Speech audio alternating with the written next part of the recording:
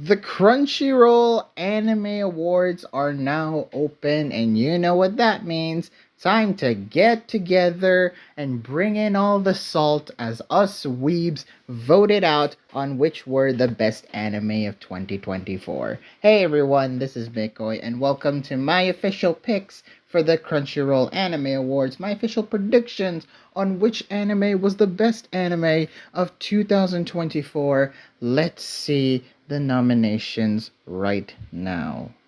Starting off, we have the best voice artist performance in English. Now, I don't actually watch 2024 anime in English, most of it were in sub, but I do know some clips that were uploaded of the dub, and they've been interesting ones. So we've got here the six that were chosen. First is AJ Beckles, who did Okarun from Dawn to Dawn.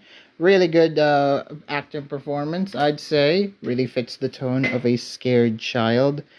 Alex Lay as Sung Jin Woo from Solo Leveling. I think this is the only show I've watched. No, there's two, but this is one of the two shows that I've watched dubbed. And he did pretty good as Sung Jin Woo. I think he captures the voice and he captures the character very well in that show. Jesse James Grell, who voiced Armin. I cannot listen to dub Armin, so sorry, Attack on Titan. Mallory Rodak as Frieren. I did not watch Frieren in English. I watched it in Japanese, so sorry about that. Sarah Natoshini, the voice of Ash Ketchum, who voiced Arya-san in Alia, sometimes hides her feelings in Russian. She was pretty good, I'd say. I didn't watch the show in dub, but her Russian moments are pretty on spot with the Japanese voice actress, and I think she did pretty well in her role as Alia. And Sungwon Cho, the man himself, is Senshi from Delicious in Dungeon. This is the other show I watched dubbed. So my vote goes to Sungwon Cho, Pro ZD. He absolutely killed it as Senshi. Really good performance, and I want to see more roles from him. I mean, he did freaking Kage from Ranking of Kings, so I'm very firm in believing that Sungwon Cho is one of, if not the best voice actor to come out of the 2020s, and that's putting up with stiff in a lot of competition, and he's holding up with some of the greats, but I think he's well deserving in winning this award. And he still does YouTube for a living. We all still do YouTube for a living, right? So yeah, good on you, Sungwon. Next, we have the best voice artist performance in Japanese. I've watched a ton of shows in Japanese, so why not? Let's do this one. Aoi Yuki as Mao Mao from Apothecary Diaries. Pretty good, I'd say. I watched the show in Japanese, and I think this one fit. From the multiple roles that Aoi Yuki has done over the years, I think Mao Mao is for one of her most recent roles. I think she did it great. Atsumi Tanizaki, another prolific voice actor, for her role in Frieren. I think she was pretty good. She captures the kudere vibe of Frieren a lot. That ice cold princess motif. She does it very well. Kenichi Suzumura as Bravern from Brave Bang Bravern. I watched this show actually in dub, so I don't know, but I would think that his involvement there is pretty good, especially from how expressive some of the scenes were in Bravern. Shion Wakayama as Momo from Don Don. I think personally did great in that role. I think she really captured Momo's energetic personality all that well. Um, she really is the template of really angry girl, but really likable girl as well. So yeah, we fell in love with Momo Ayase for that. Sayaka Senbogi as Marcille from Delicious in Dungeon. I watched Delicious in Dungeon sub, so I don't know much. And Natsuki Hanae as Okarun. Very protagonist role for Natsuki Hanae. So to me, I am going to say Shion Wakayama. I think out of all of them, like the prediction I have, then probably what they're gonna go for is probably someone like Aoi Yuki or Natsuki Hanae, but I think Shion Wakayama deserves it a lot, for being such a for having such a great role in Dandadan and doing like then now that Dandadan has a season 2, I bet that we're gonna see even more expressive faces from Momo. I'm looking forward to seeing more of Wakayama Shion's work. All right, now that we got the voice actors awards down, let's move on now to the anime of the anime categories. First of all, we have Best Ending Sequence. We have Antanante from Ranma Half, Burning from Oshinoko Season 2. We got Kamakura Style from Elusive Samurai, Nobody from Kaiju number 8, Request from Solo Leveling, and Taidada from Dandadan. Now, I know Burning, it's alright. It's an alright outro for Oshinoko. I haven't listened to Antanante and Kamakura Style. One Republic actually got a nomination for an anime song. Okay. And then we got Request from Solo Leveling, which I thought was decent, but not too much, kind of like the show itself. And Tai Dada, which was catchy. It was catchy pop, really pumps the crowd up and gets you hyped for the next episode. What I'm very disappointed in is Friren's ending not being nominated. It was a beautiful, beautiful ending sequence, and they didn't even crack the ending honorable mentions, or let alone the nomination ballot. I would have replaced Ranma Half with Frieren, and I would have voted for that 100%. But for this one, I am going to go with... It's a toss-up between Kaiju number 8 and Taidada. And I would like to go for the One Republic song just because we have an American song. We have an American band doing an ending song for an anime. So I'm going to go with Kaiju number 8 here because I genuinely liked it a lot. Now we come to pretty much like every anime music fan's worst nightmare. The best OP argument for the best opening sequence in anime. The best intro. This is why we don't skip anime intros. Online anime community who likes skipping anime intros and watching episodes at 2x speed. That's a trope I freaking hate. So let's look over the categories. So we have Abyss from Kaiju number 8. Kaiju number 8's opening sequence was pretty good. Very I like the use of colors and like the graphic imagery that we see in that intro. We got the TikTok meme from Creepy Nuts. Okay, then we get Fatal from Oshinoko. Really like this one. It really grew on me as I kept watching this season. First I hated it. It's the Idol could not this could not follow up Idol in any way, shape, or form. But as I listened to it more and I've watched that sequence a lot more, I realized that it's pretty clever. It's got pretty clever, and now having read further into the manga, I know exactly what those symbolizes are in especially the shots with Ruby. You just gotta watch and find out. Level from Solo Leveling, that was all right. It's by Sawano, so it's got a decent chance of it winning. Otanoke, probably my favorite intro of last year. Creepy Nuts, this is the better version of the Mashal opening. I think Dandadan was very, very good. And then Us by Hiroshi Kitadani, The Return of the King of One Piece. I'm gonna go give it to Otanoke.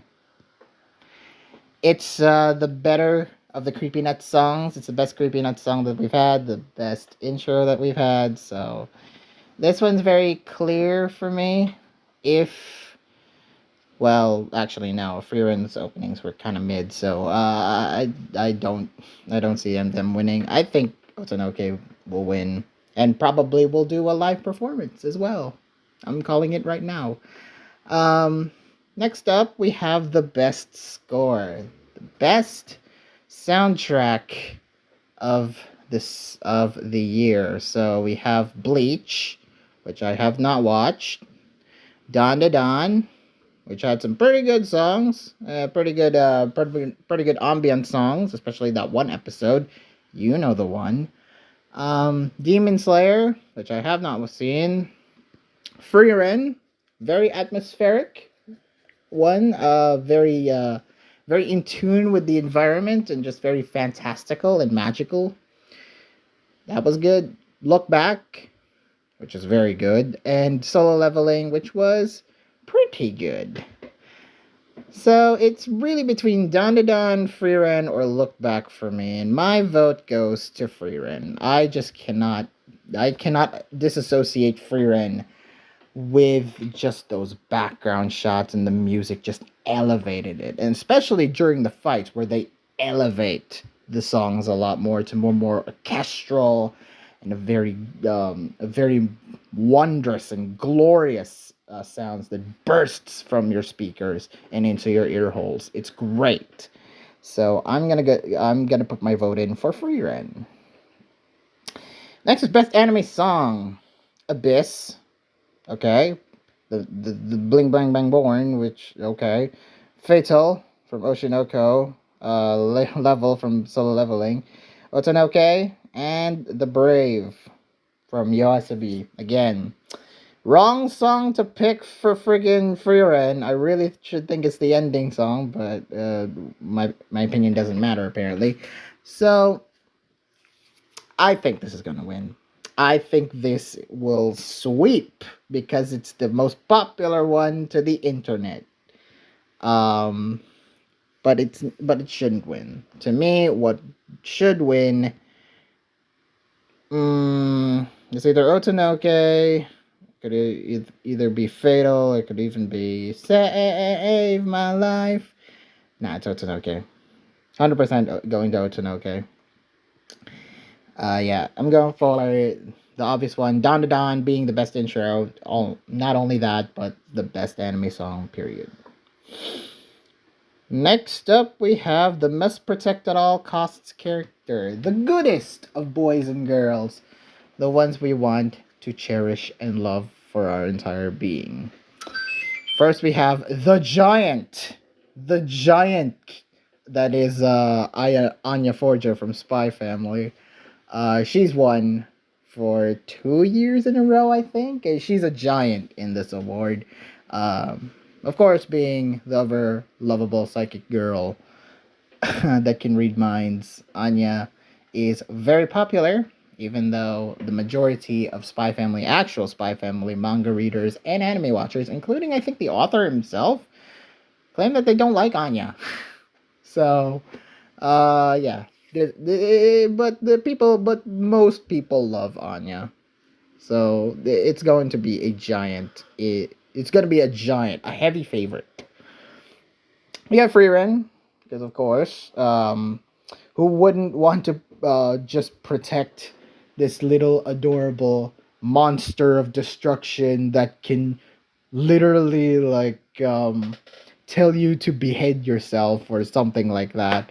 Frieren is of course a queen, a grandma, if you will, the grandma elf that needs protecting, or technically she should protect us because she has the magical powers. Okay. We have Okarun from Don to Don. Again, I don't think this is a character that needs protecting. I think they can protect us, even though he is dorky. He is an incredible dork and a nerd. He has the overpoweredness that is Turbo Granny running through him and his balls. So that's where Okarun. But he is adorable. He's adorkable. Senshi he's very small but very, very good cuddly. He's a cuddly little teddy bear who's an incredible cook. I like Senshi a lot, as you can tell. Tokiyuki Hojo, I've not seen the Elusive Samurai, so I can't really comment on that. And Yuki Itose, the deaf girl from A Sign of Affection. That's a really insensitive way of putting it, but that's what the character is. And she's so adorable. She's so cute. My vote goes to, it's either Yuki or freaking for nerd's sake, Okarun or Senshi, but I'm gonna go with Yuki. I think she's way too cute for that shoujo romance show. I really liked it. So, and I really like Yuki. So that gets my vote. Next up, we have the best supporting character. Ooh, this one's going to be a curb stomp, if you will, because as much as we like the supporting characters in here, let's go through one by one. We have Fern, who's alright. She is mom to Freeman in a way, but she also has the adorable pouty face that a lot of soons do. Jinshi from Apothecary Diaries, who just really loves Mao Mao to an uncomfortable degree. Seiko, the grandma that everyone wants to love in Don Da Don.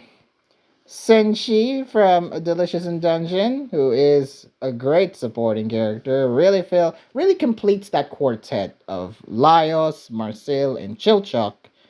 Just if you don't have Senshi in that group to just be the anchor for everyone's just gonna go crazy without Senshi grounding each of the characters in that party, and having the go on adventures together and have meals. And then Turbo Granny, who wants to suckle your weenie in Dawn to Dawn, and I will not elaborate. But as much as I like all those characters, you gotta give the man some props. Himmel, the hero, is a true hero in Frieren. Is a hero to not only the village that he saved. He's not only the hero in universe, he's a hero to us in real life.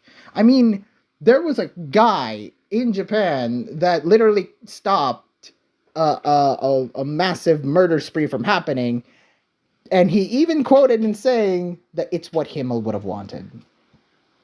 So for that is a definite 100% support for Himmel the hero in Frieren.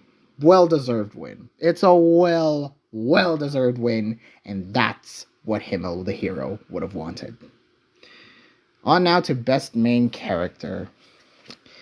This one's hard. So we have Frieren.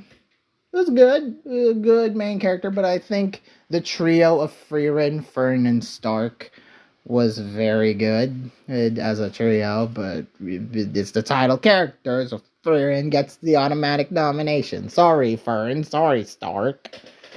We got Kafka from Kaiju number 8, who is, a 30-year-old man who's acting like a child and wanting to stand side by side with his love interest girl as a kaiju. He's really good. He's really good in that role, and I really like his character progression in Kaiju number 8. So that gets a pass from me. Momo, of course. Yeah, she's wonderful. Okarun was also equally as wonderful. Mao Mao, who's a well-written female protagonist, very, very good.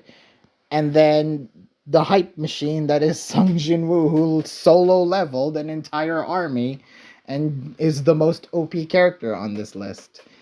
So, out of all of these, it's really just between the two of Momo and Okarun. I really like Dawn to Dawn, can't you tell? So, it's between Momo and Okarun, and I really have a hard time picking which is which. I am going to go with Momo. I like Momo more as a protagonist more than Okarun. I feel like Okarun is a great special, like a special, like a yin and yang. It's a yin and yang situation for Momo and Okarun. It's just she completes him, he completes her, and hopefully their budding friendship turns into a blossoming togetherness and partnership forever, as they fight off monsters and aliens and whatnot, and ghosts. So, Yeah, I'm picking Momo, but really it should be the Don couple who wins best main character. Next is best slice of life. One of my favorites. One of my favorite genres in anime, period. As an adult. Like, as a young anime fan, we were all the hype. We want the action. We want the good stuff to be just hype, hype, hype all the time. One of my favorite genres is not only mystery romance, but slice of life. Yeah, as an adult, it's just I just want the best of life. Just characters living their life in this earth and in universe, just going and have fun in this show, and that gives a sense of comfort for me, and that's what slice of life basically does.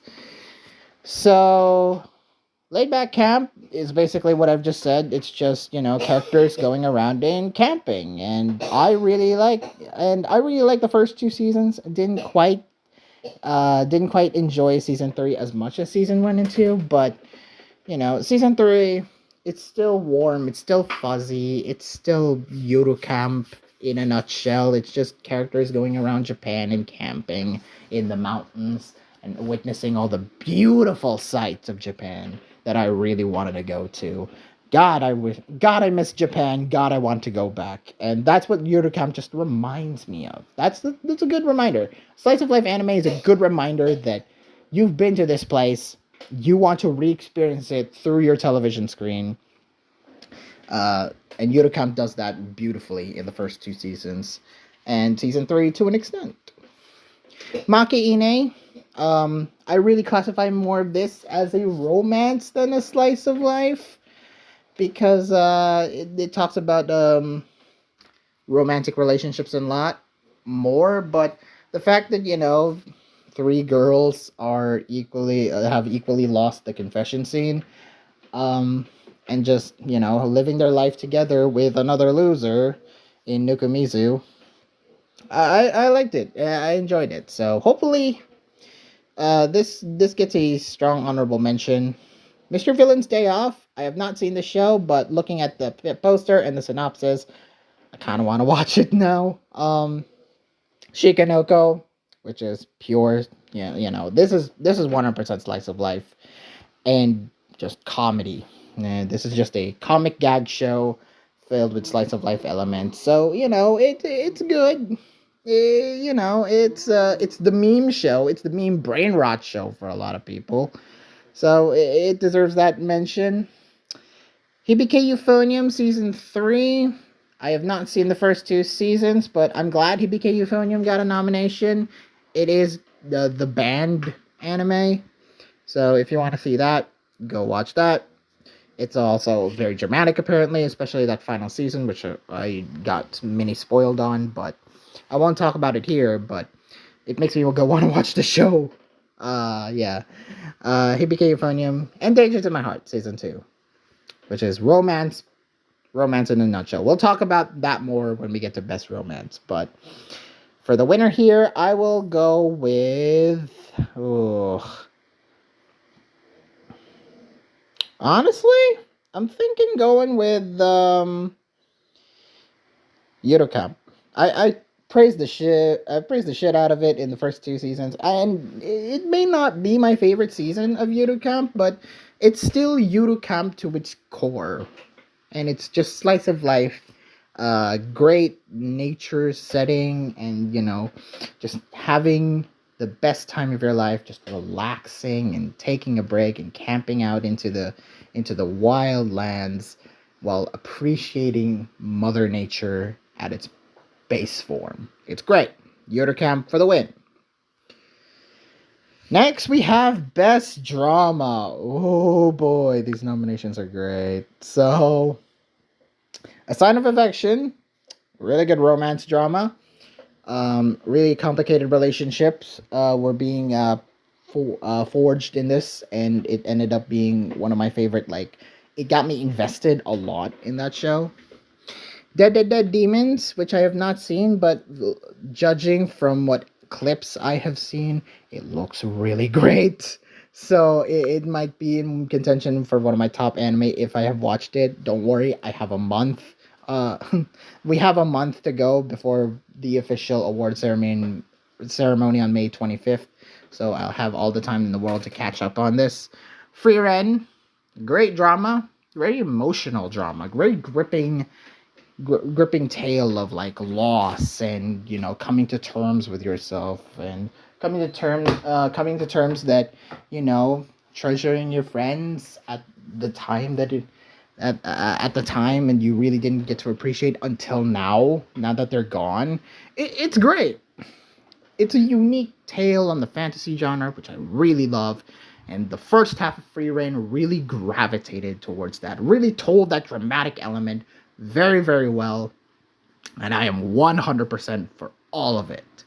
And I wish they did it more until they did the exam arc, but I'm not going to get into that. So next up is Oshinoko. Very modern drama. And hell, they even made a dramatic play during this season. Season 2 was just the theater arc and the aftermath stuff, which was very excellently told. It was very well written, and the writing got really stepped up from season 1, and you got to see layers from Kana, from Akane, from Ruby, and from Aqua. So it's really good. Pluto is amazing.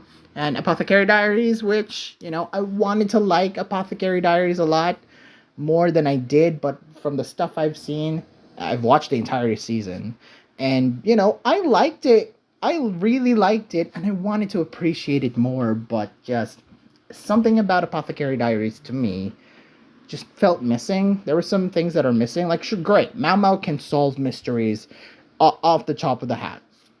Great stuff. But something was missing from Apothecary Diaries, and I hope when I watch season 2, which finished airing this last winter, I hope I rekindle my love with Apothecary Diaries and why it made me want to go check out the show. The winner is, of course, Pluto. 100%. Naoki Urasawa deserves this win. It's a shame not too many people watched Pluto. But god damn it, watch it. It's only 8 or 9 episodes long, but they're hour long, and they tell amazing stories. So, Pluto, 1 episode, 1 volume, and it's fan-freaking-tastic. Every episode just kept you wanting more. You felt for the characters. You felt the environment that they're in is crap, and you want these characters to make it out there alive, but everything is against them, and it's great. It's just a great retelling of Astro Boy, which was turned into a manga, which is pretty notable that it is Naoki Urasawa's weakest work, and I'm like, what? This is your weakest work? This is amazing stuff. I love Pluto, and I really want to rewatch it again. Mad props, should win Best Drama 100%. Next up is, after all that talk of amazing, like, gripping tales of, loss and power and whatnot, and drama, just emotions reeking out of you. Drama is great. Then we come to Isekai. I just want to get out, just stop thinking about the world in real life, go to another place and have a fantastical, magical adventure with the friends and being overpowered. That is what Isekai is to me, and I love the genre. I've been watching a lot of Isekai recently, so I know I understand the drama. I understand like the genre a lot more. But from these nominations though, I've only seen like 2. I've only seen like 2 of them, and these are the first 2. Konosuba, again, excellent parody on Isekai. Love the first 2 seasons, and the 3rd season is just more Konosuba. It's just 4 idiots going on these amazing adventures. I love it. It's peak funny, and it's really funny. It's one of the funniest shows I've seen. Mushoku Tensei, another great. There were a lot of like interesting things with Mushoku Tensei. Like the first season, like the first part of the first season, I hated. But after it warmed up to me, and I think, great, this is a great story. It just got off from a really bad start, in my opinion. The start of the season was not very good for me, but the rest of it was great. And this is another brilliant example of why Mushoku Tensei is great. Especially that one episode that aired on Father's Day. That episode was gripping, it was emotional, it was heartbreaking at the last possible second. If you know, you know. And yeah, I enjoyed this tale a lot, and I enjoyed the season a lot. ReZero, I've not seen ReZero season 3. I really want to watch this weekly, but there's just too many stuff to watch weekly, and I missed out. So I'm gonna watch ReZero season 3 all in one go, or maybe around this time, because it's the Anime Awards, so I have to watch everything. ReZero, I expect more great things, because I like ReZero season 1 and season 2. So hopefully we continue what ReZero has done. Although the second season part 2 not as strong as season 2 part 1, but that's just nitpicking. But yeah, I expect good things out of ReZero. Shangri-La Frontier, this is a show I kept meaning to watch. Could not get around to it, but it looks fun. Suicide Squad Isekai, which admittedly was it was memed for a little bit, and then no one talked about it. But, you know, I'll watch it and see what happens, and if it deserves to be talked about more, or is it deserves to be talked about less. So let's see what happens with Suicide Squad Isekai. And, of course, Slime Season 3, which is, you know, a very fan favorite anime to a lot of people, and I don't expect anything less if I just in case I watch it. So yeah, I like Slime. But out of the two, because I can only really choose between Mushoku Tensei and Konosuba, I guess I have to go with Konosuba. It's just I don't know, something about Konosuba just rings a bell a lot of me, more than Mushoku Tensei. Even though Mushoku Tensei is great, I just feel like the warmness and like the fantasy elements of Konosuba, and just the other world, just being as an isekai, Konosuba wins it for me. So I'm gonna vote for Konosuba. Next is Best Action. Oh, this one's tough. Oh my gosh, this one's tough. First of all, Bleach. I have not seen the show, but the clips I saw on Twitter looked freaking great. Like, this one deserves, like this one, if I have watched Bleach, I would say this would win. So I'm gonna hold off my nomination because I don't know. I'm gonna hold off my vote for Bleach until I've seen it. But the stuff I watched on Twitter is great. Dandadan, amazing action. Kept you hyped. Kept my eyes glued to the screen every time some cool moment happens. Yeah, I really like the cinematography and then the action-packed nature of the show. It's great. Demon Slayer, which is, of course, going to be on the ballot, although not too many people watch this one because this is the infamous 3 out of 10 Demon Slayer arc that IGN gave, so we don't know if it's gotten better or worse. Kaiju number 8, which was great. I like the action in Kaiju number 8. I thought it was pretty haphazard, and Production IG really delivered on some of the scenes. Although it was just that. It was just solid. Nothing more, nothing less. Solo Leveling, which, you know, had some neat looking things, but I prefer the manhwa scenes to that of which the anime has produced. Especially that one, the last fight, which looked great, but the manhwa, I think, did it better. So, and Windbreaker, which I have not seen. So really, I can only pick between Dandadan, Kaiju number 8, and Solo Leveling. So, I'm going to pick, honestly, Dandadan. This kept my eyes glued, most of it. Kaiju number 8, like, I expected things to happen. Solo Leveling, I also kind of expected things to happen because it's just Sung Jinwoo just OPing everything. But Dandadan, it's great. especially episode 4. I think that one had greatness in it, especially the classical music bit. That was amazing. Best comedy. And again, another one of my favorites. Delicious in Dungeon, which was funny. It had a lot of entertaining scenes in it, and just the character interactions are all great. Konosuba, which is endlessly funny. Uh, I laughed so much in this show because of the expressive nature of the characters and just them bickering and just being assholes and being idiots to each other. It's great. Mashal, which is more from what season 1 delivered. Still a very solid show. Nokotan, which is just brain rot. Haran Mahaf, which I have not seen. I've yet to see the original, even. I'm going to watch the original first before I see this new one by Mappa. And Spy Family, which was, again, pretty entertaining, solid show. Why wasn't this in Best Action? But my vote, I'm going to go with, not Mashal, but Konosuba again.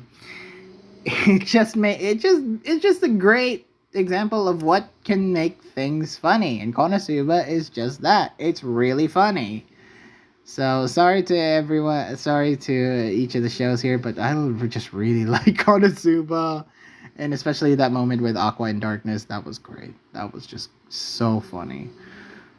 Next up is Best Romance. Romance was stacked last year. Do not disrespect this genre, because from all the action stuff that we've seen and from all the funny that we've seen, this one, just two people falling in love. This was a blood war. Or between which one was the best at their respective genre. I have my overwhelming pick here, and it's in the nominations, but we'll see. A Sign of Affection, really good romance, really good shoujo romance, and just it's cute, it's adorable, it's great. Blue Box, fantastic show. Taiki and Chinatsu's relationship is great. It's so realistic, and to balance that with the sports nature of the show, sports and romance don't usually pair up all that well, but for this show, for Blue Box, it works, and it's gradual. It felt realistic.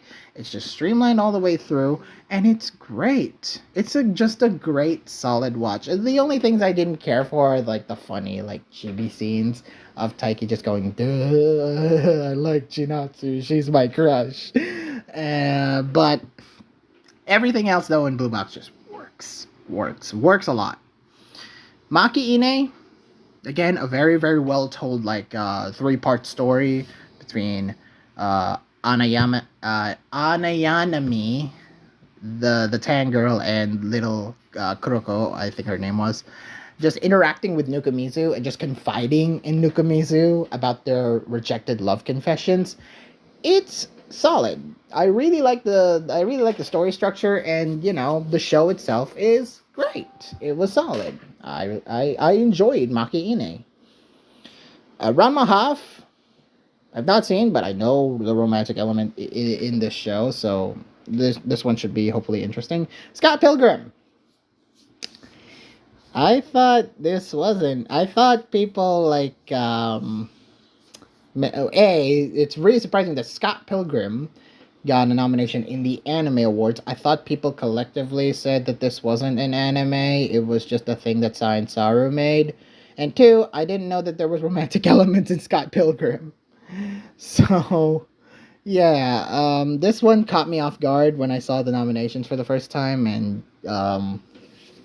it's I've not seen it, so I'll judge when I judge it. And then, of course, we have Peak. This one is peak. This one is my favorite romance of the year. Dangers in My Heart Season 2 wins and wins hard. Just Ichikawa and Ana Yamada's relationship just felt genuine. It was so natural. The opening, I'm surprised that the best this opening, Bokuwa by Atarayo, that opening did not get mentioned in the best OP category because this opening is freaking catchy and great. But yeah, overall, the course of the show, Dangers in My Heart. I was rooting for Ichikawa and Yamada's relationship to just have that climactic scene, and then when it happened, I burst out and I was crying. It was great. It just felt like the most. It's just two people falling in love. It's just middle schools falling in love, which is, a common trend. It's a common trend nowadays, especially with these best girl shows. Your Nagatoros, your Komi-sans, your Dress Up Darlings, whatnot. But Dangers in My Heart did it well, like superbly well, and I'm quite interested in seeing what Shinei Animations can do in the future.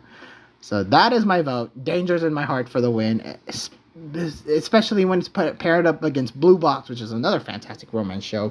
These two better duke it out amongst you guys in the online anime community, because these two are absolute goats at telling stories. But I'm picking Dangers in My Heart, and would like to see another romance done in 2025 that has the same nature as Dangers in My Heart. So that's great. Next up is Best Background Art. I like visuals. I like pretty visuals, and this one had the prettiest visuals apparently. Don, very unique in its visuals. I liked it. Saitsaru always delivers, I think. Delicious in Dungeon, great. World, just a very, very colorful world building that they've gone on through in the best it's just the fantasy. Actually, and it's not that colorful. Excuse my over exaggeratedness, but it actually is kind of dull in terms of settings, and it's a lot of forests and villages and caves even. But it looks great. Delicious in Dungeon by Studio Trigger. Trigger always does great, like, backgrounds and art. So I'm not Delicious in Dungeon just proves again why Trigger is the king when it comes to background art. Demon Slayer, which always looks great. It's by Ufotable, of course. Free Ren by Madhouse, strong contender. Very, very visually pretty. Lots of colors, lots of green, and lots of like great imagery. Just everything is a wallpaper in Free Ren. Everything feels like a wallpaper, and you could just screenshot everything, and it would have been Bat's peak. I freaking love Free Rens. Pluto, very atmospheric. It's very. I'm surprised Pluto got the nomination here, but I think it's well deserved. I really love the modern aesthetics of the backgrounds of the cities and the flower field and the cave. Like, it's great. Everything in Pluto is great. Studio M2, come on, do more of that. And Apothecary Diaries, which is the Chinese palace and background and art and all that. It looks fantastic. So this one is a very hard category. If you thought like best score and best opening and best main character and best romance were like the peak, background art, legitimately, I cannot decide which one is the best one because all of them could win. All of them would have won, and I would have been happy with each and every one of them. But for me, it's Free Ren. How can you beat Studio Madhouse? How can you be, even though I love Trigger, I love Trigger, and I'm excited to see what M2 is bringing, and I love Science Saru and freaking Toho Animation, and Ufotable's done some amazing pretty stuff. How can you beat Madhouse's magnum opus, would you say, in Free Ren? I mean, they've done a lot of magnum opuses over the years, but for their modern output, Free Ren has some pretty visuals, guys. So I think it's well deserved as a great thing. Best Director. Whoa. We have Fuga Yamashiro from Dandadan. Very good, very talented in the direction that it took. Ufotable's Haruo Sotozaki for Demon Slayer. Great. Keiichiro Saito from Free Ren. Very well. They do their work well. I'm not sure if it's a boy or girl, but They did their role well. I think they did their role well. Megumi Ishitani from One Piece fan letter, Norihiro Naganuma from Apothecary Diaries, and Yoshihiro Miyajima from Dungeon Meshi. I'm gonna give my vote to One Piece fan letter because it's the first time we've seen One Piece fan letter, and I'm a One Piece fan, and this short film is just fantastic. It is fantastic, and I really like the direction that Megumi Ichitani provided. It's just, what if we just focus on the characters in One Piece that aren't the mains? Let's just do everyday people living in the world of One Piece, living in Sabaody Archipelago, and just having, crazy stuff happen. And look at that. 20 minutes of just pure fun. It's just the great reminder of why we love One Piece. And I'm a new One Piece fan at that. I started watching in 2022. And even I fell in love with this. The second time. And I'm sure if I rewatched it again in like a year or maybe 2 years, I would love it all over again, just because it's just the world of One Piece realized. And yeah, I have rewatched it like 3 or 4 times by now. It's fantastic. With every new rewatch, I find something new, and it's great. So, One Piece fan letter for me for the win. Next up, we have Best Character Design. Hard one, this. First of all, Don. Again, it's great. I really appreciate the character designs in Don a lot, especially like the look of the monsters in that world, especially, episode 11's monster. That one was surprising to me, but it works. And the episode itself is genuinely fantastic. It's such a great show. It's just a great showcase of what animation can do. And Science Saru, for being as experimental as they are as a studio, they knocked it out the park. 9 times out of 10, they will always knock it out of the park in terms of characters. And Don is just a great example of that. Delicious in Dungeon, another great show with a lot of very expressive, just unique. I find unique character designs great. And Delicious in Dungeon, the oversizedness of Chilchuck's ears, the way Marcel is drawn as an elf, and just the multiple monsters that they fight, down to the little tiny shroom Goombas that permeate the world of Delicious in Dungeon. Those were great. Demon Slayer, I don't think it will win. Same with Apothecary Diaries, I don't think it'll win. Kaiju number 8, I mean, I love the look of the kaiju.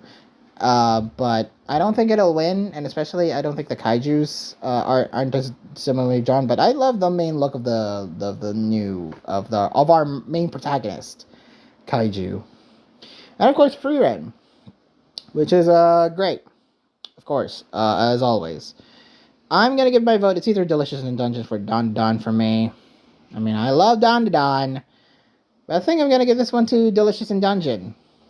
Yeah, I really like the designs of the characters more, especially watching that intro again. Why did I forget talking about this in Best Intro? Delicious in Dungeon OP2. It just showcases all the different characters in it. It just reminds me of how great the character designs are and how intelligent the Studio Trigger is at doing them. So yeah, Delicious in Dungeon for the win here. Best animation. No Jujutsu Kaisen, am I right? Honestly, I think Solo Leveling will probably win, or Kaiju number 8. But to me, it's between how great Frieren looks, how great Don looks, and how great Delicious in Dungeon works.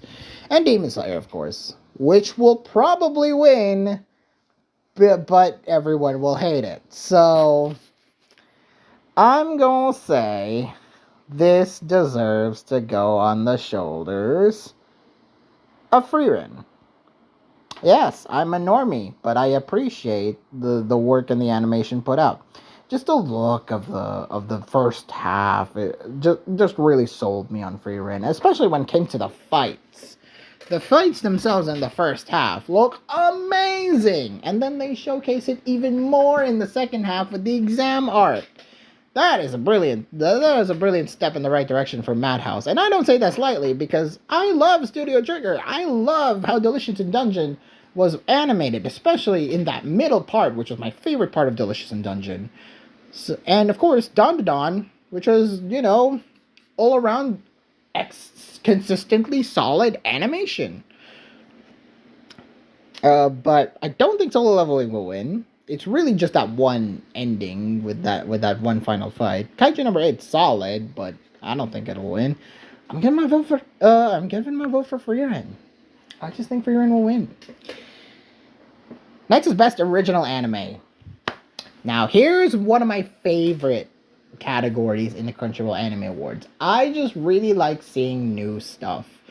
And, there could be something that, I find in this award show that I end up loving a lot. Birdie Wing I think Birdie Wing won a couple of times in this year. And I think last year Buddy Daddies won, which I love that show. I love Buddy Daddies, so it's great. So Best Original Anime. I don't. So I've seen half of these shows by now, so I can't say much for Jellyfish Can't Swim in the Night. I can't say much for Metallic Rouge, and I can't say much for Ninja Kamui. Although all these 3 shows look amazing. The only ones I've seen are Buchigiri, which is admittedly not that good. I think it's mediocre at best. And that's for a MAPPA show at that. Girls Band Cry, which I really wanted to like.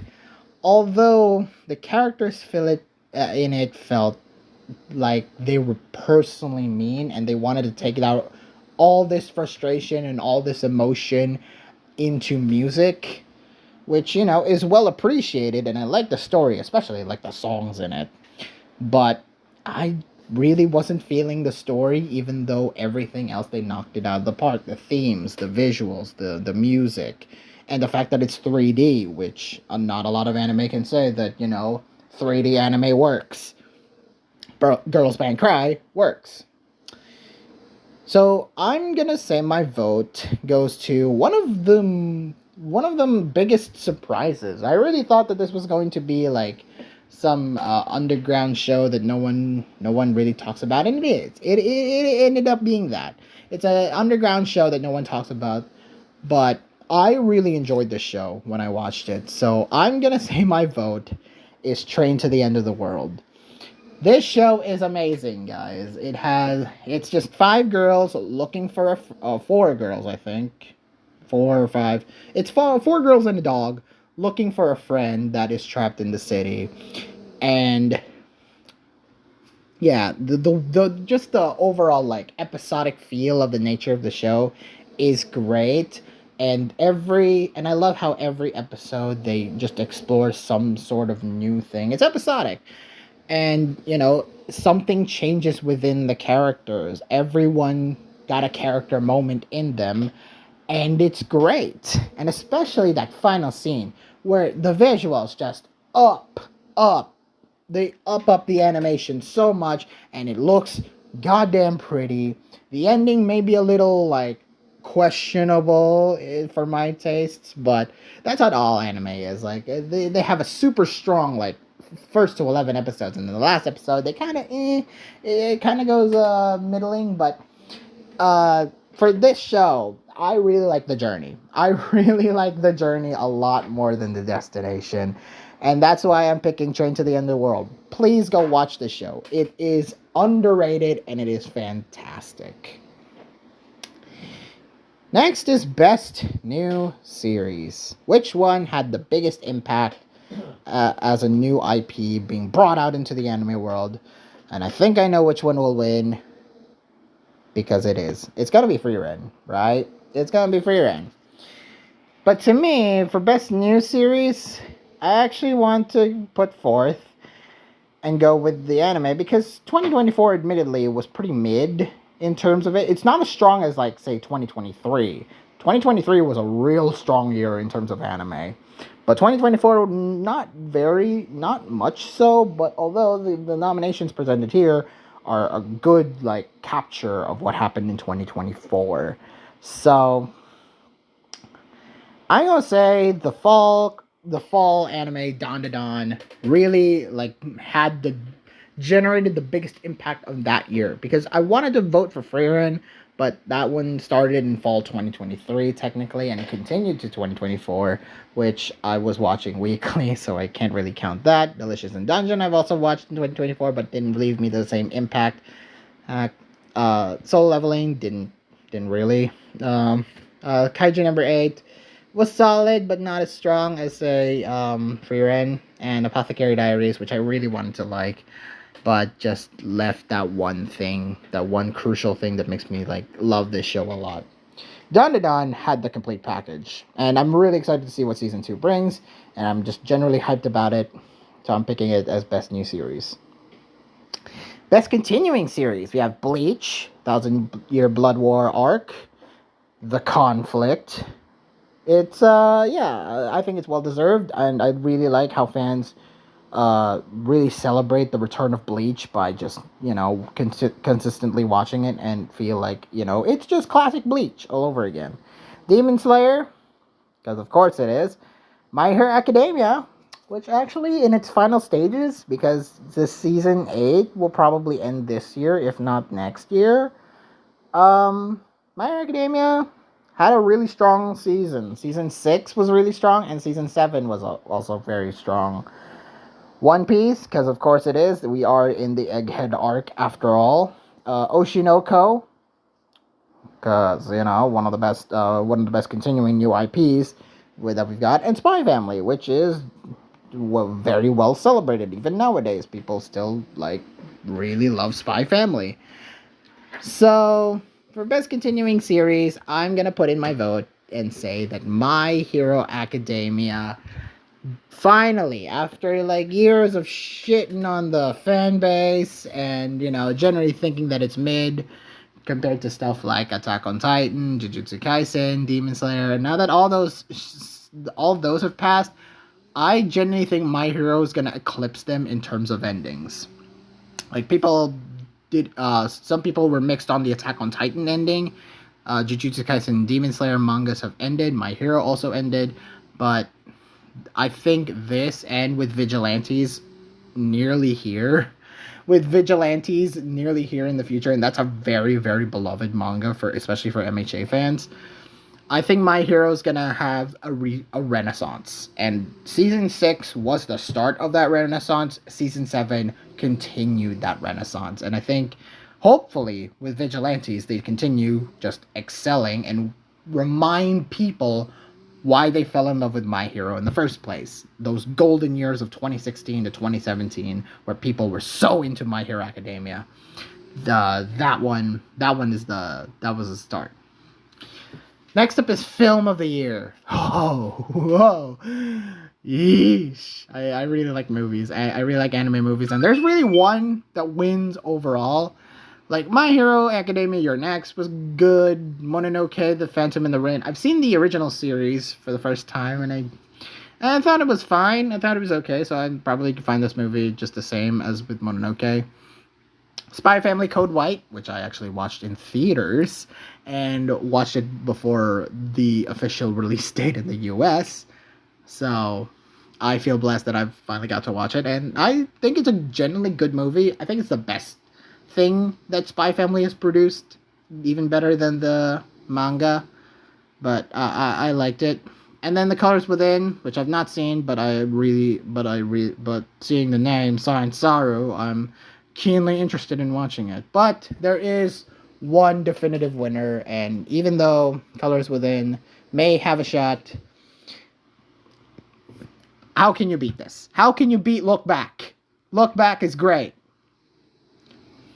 Fujimoto may have Chainsaw Man, but I think his masterpiece was Look Back. And hopefully we get the adaptation of Goodbye Eri and Fire Punch. I've heard those mangas were also really good, so I'm looking forward to seeing what other Fujimoto work being translated into screen. And Look Back, and now that we've seen Look Back, I want to see more. I want to see Goodbye Eri. I want to see Fire Punch. Like, just, yeah. Get more Fujimoto stuff to movies and anime, please. Which brings us to the final category.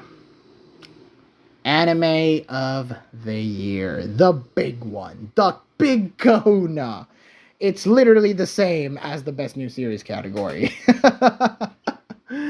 Dandadan, Delicious in Dungeon, Frieren, Kaiju number 8, Solo Leveling, The Apothecary Diaries. All anime that I've actually watched. Yay! I don't feel left out now.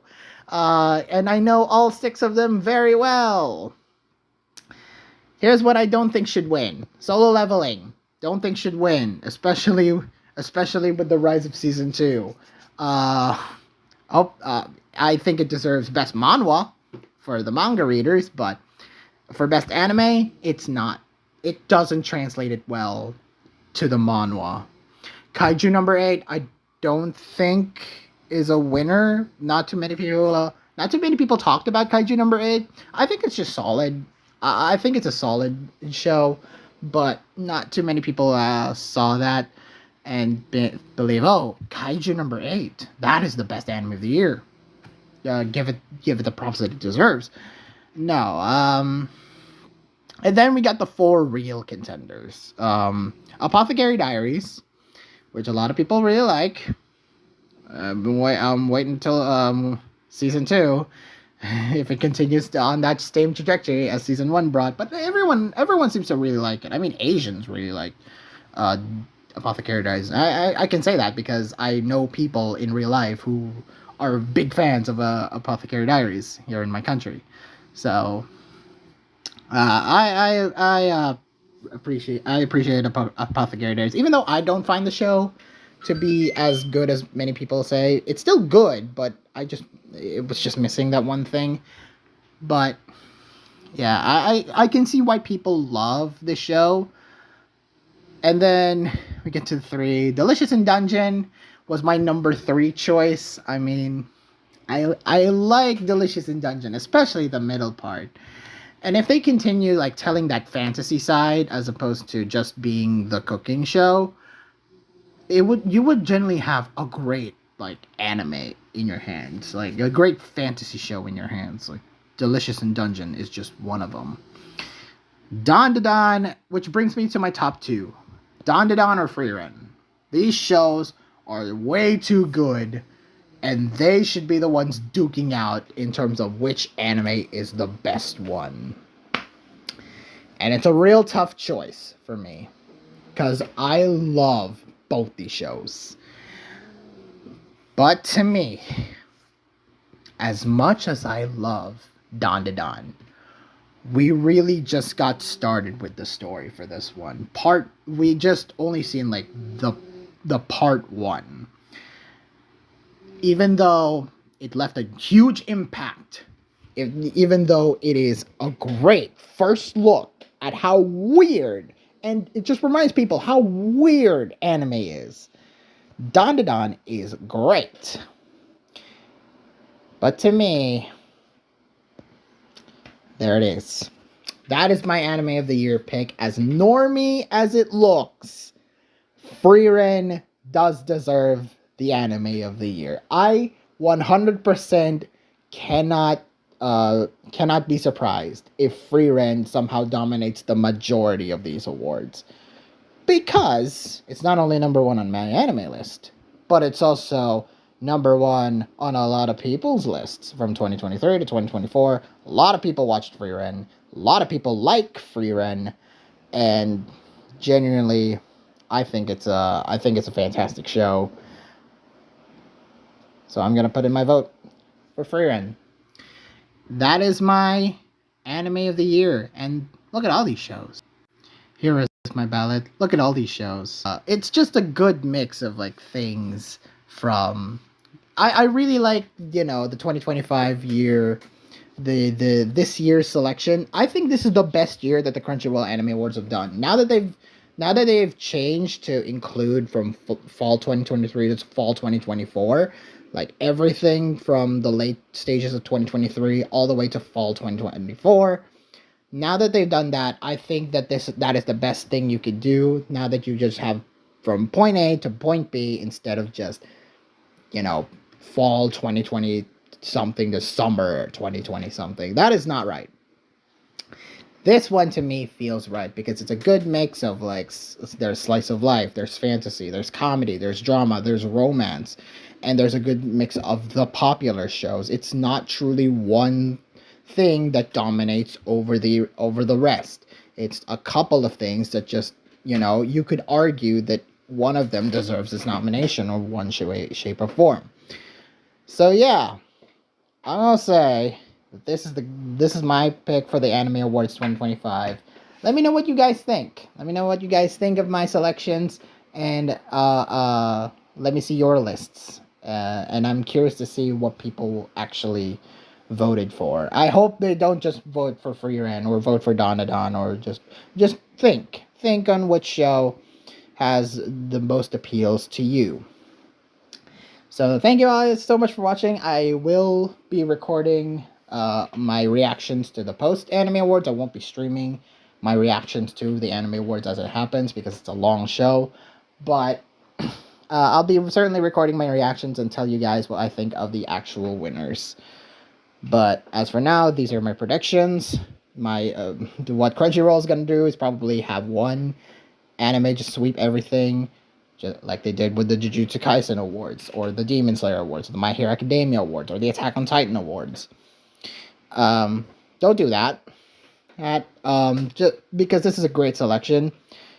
You can have like two shows at tops duke it out in terms of which one will get the win, but yeah, that's just me. But again, thank you guys so much for watching. Please like this video, leave a comment, subscribe, click that notification bell so you wouldn't miss a video once it comes out. And I'll see you when we see who wins in the Anime Awards. I'm ready to be salty with you guys again. But this has been Mikoi, signing out.